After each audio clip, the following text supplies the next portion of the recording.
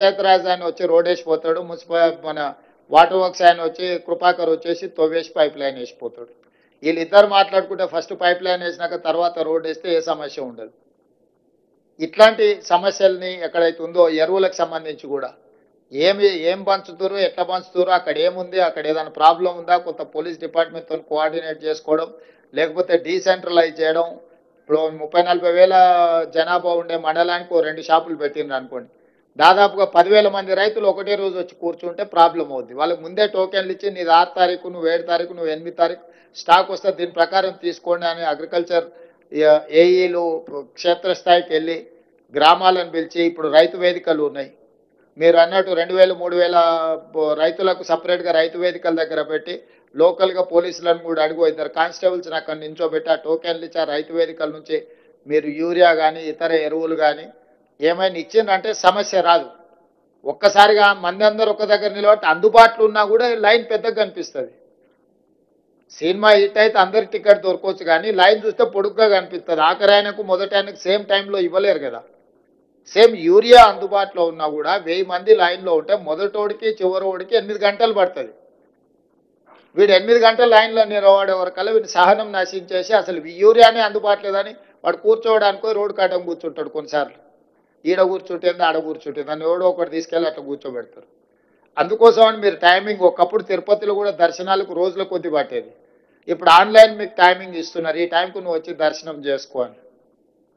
Same అట్లనే లోకల్గా ఈ యూరియాకి సంబంధించి కానీ ఇట్లాంటివి ఏమైనా ఇష్యూస్ వస్తే వాటిని కొంత మీరు సమన్వయం చేసుకోవాల్సిన అవసరం ఉన్నది.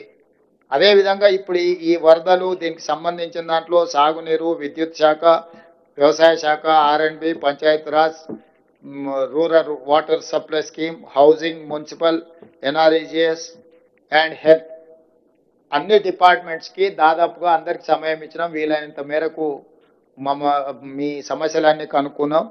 హెల్త్ డిపార్ట్మెంట్ ఒక్కరే మమ్మల్ని అభినందించారు, మేము కూడా వాళ్ళని అభినందిస్తున్నాం.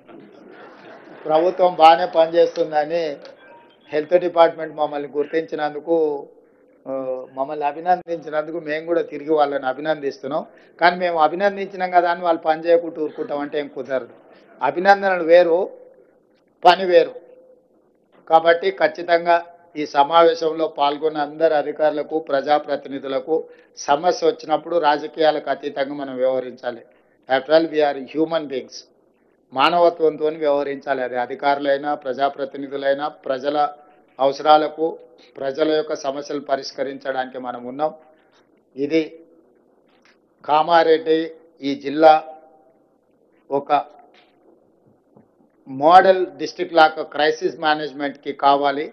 దీనికి సంబంధించిన ప్రజాప్రతినిధులు, అధికారులకు కూడా నేను కొన్ని సూచనలు చేసిన. ఈ సమీక్షా సమావేశంలో తీసుకునే నిర్ణయాలు పకడ్బందీగా ఈ జిల్లాలో అమలు చేస్తే ఇదే విధానాన్ని ఇతర జిల్లాలలో కూడా ఆచరించడానికి మాకు అవకాశం ఉంటుంది.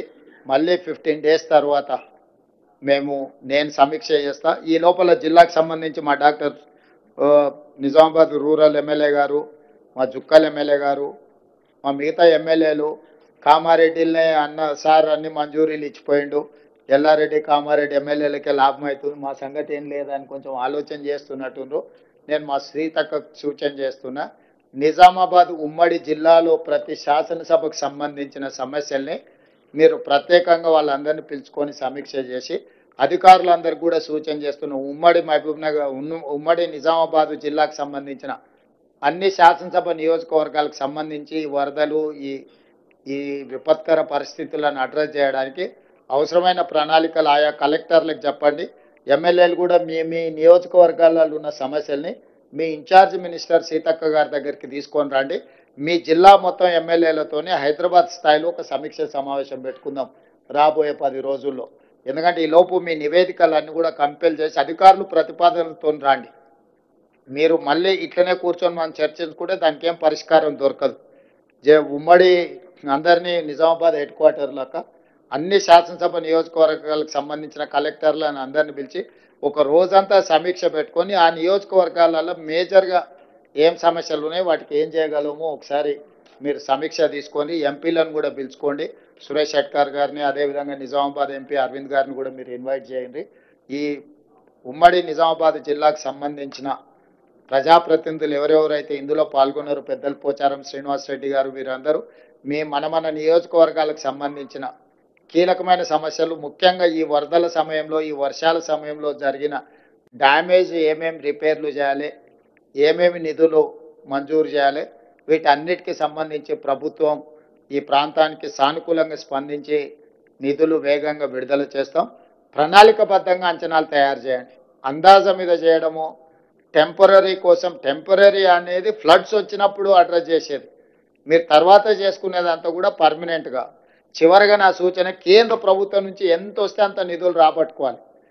మీరు అసెస్మెంట్స్ బిల్ రికార్డ్ చేసేటప్పుడు రెండు రకాలుగా చేయాల్సి వస్తే, ఈ క్లరికల్ జాబ్, ఈ లెబోరియస్ జాబ్ మేము చేయలేమని మొత్తం స్టేట్ గవర్నమెంట్ దాంట్లోనే రికార్డులు చేస్తున్నారు, ముఖ్యంగా పనులు చేసేటప్పుడు. నేను స్పష్టంగా చెప్తున్నా, కేంద్ర ప్రభుత్వం నుంచి ఎంత తీసుకోవడానికి అర్హత ఉందో మీరు అంత అమౌంట్ అందులో రికార్డ్ చేయండి. మిగతాది స్టేట్ గవర్నమెంట్ ఇచ్చినట్టుగా బిల్ రికార్డ్ చేయండి. ఇది కొంచెం ఒక ఎక్స్ట్రా అవర్ పనిచేయాలి బిల్ రికార్డ్ చేసేటప్పుడు. మంజూరు చేసేటప్పుడు కూడా మీరు ఆ ఫార్మేట్ తీసుకోండి, బిల్ రికార్డ్ చేసేటప్పుడు కూడా ఆ ఫార్మేట్ తీసుకోండి. ఎందుకంటే మనకు flood relief fund government of India ఏమి ఇచ్చినా ఏ అధికారులు దాన్ని రికార్డ్ చేయలేకపోతున్నారు. ఎందుకు అని అంటే, అసలు మన వాళ్ళు ఎవరు అందులో తక్కువ ఉంది కాబట్టి ఇది మా దీంట్లో పారామీటర్స్లో ఫిట్ ఇన్ అవ్వట్లేదని దాన్ని ఇగ్నోర్ చేసేసి మొత్తం రాష్ట్ర ప్రభుత్వం నుంచే బిల్లులు పెట్టాలనే ప్రయత్నం చేస్తారు. ఇక ముందు అట్లా జరగడానికి వీల్లేదు. కేంద్ర ప్రభుత్వ నామ్స్ ఏమేమి ఉన్నాయి దాని ప్రకారం మీరు కంప్లీట్గా రికార్డ్ బిల్ చేయండి. అవసరం అనుకుంటే ఒకవేళ కేంద్ర ప్రభుత్వం నిధులు లేకపోతే మొత్తం నిధులు రాష్ట్ర ప్రభుత్వమే ఇస్తుంది. అవసరం అనుకున్నప్పుడు కేంద్ర ప్రభుత్వంతో ఏ విధంగా నిధులు రాబట్టుకోవాలనో మేము ప్రయత్నం చేస్తాం. వీటన్నిటిని కూడా జాగ్రత్తగా తీసుకొని ప్రజలకు అందుబాటులో ఉండండి. పాఠశాలలకు సంబంధించి కానీ, వైద్యానికి సంబంధించి కానీ, ప్రాజెక్టులకు సంబంధించి కానీ పూర్తి స్థాయిలో మీరందరూ ప్రణాళికబద్ధంగా పని చేయాలి. ఈరోజు ఇంతమంది అధికారులు మీరందరూ ఇక్కడికి వచ్చిండ్రు అంటే మీ అందరినీ ఒకసారి అందరి ఫేస్ రీడింగ్ చూస్తే మాత్రం పని చేద్దామన్న ఆలోచనే కనిపిస్తుంది.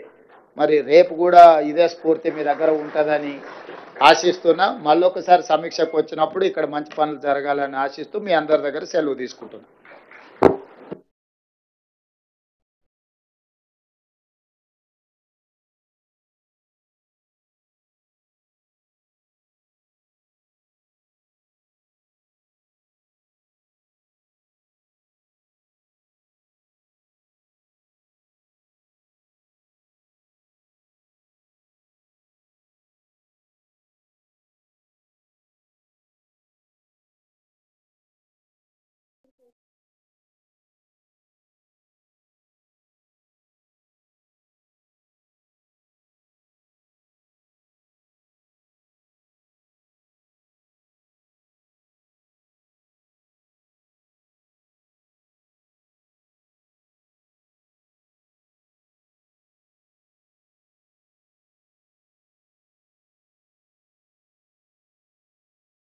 ప్రజలకు అందుబాటులో ఉండి చేసిన సేవల్ని, ముఖ్యంగా మా ఎల్లారెడ్డి శాసనసభ్యులు ఎస్డిఆర్ఎఫ్ వాళ్ళు సహకరించడం వల్ల చాలామంది ప్రాణాలు కాపాడగలిగినాం. కలెక్టర్, ఎస్పీ, అదేవిధంగా ప్రభుత్వ అధికారులు అందరూ కూడా సంపూర్ణంగా సహకరించారు. సమస్య ఉన్నప్పుడు క్రైసిస్ మేనేజ్మెంట్లో అధికారులు అందరూ కూడా సహకరించారని వారు చెప్పడం జరిగింది. ఈ క్రైసిస్ సమయంలో రోజుకి 24 గంటలు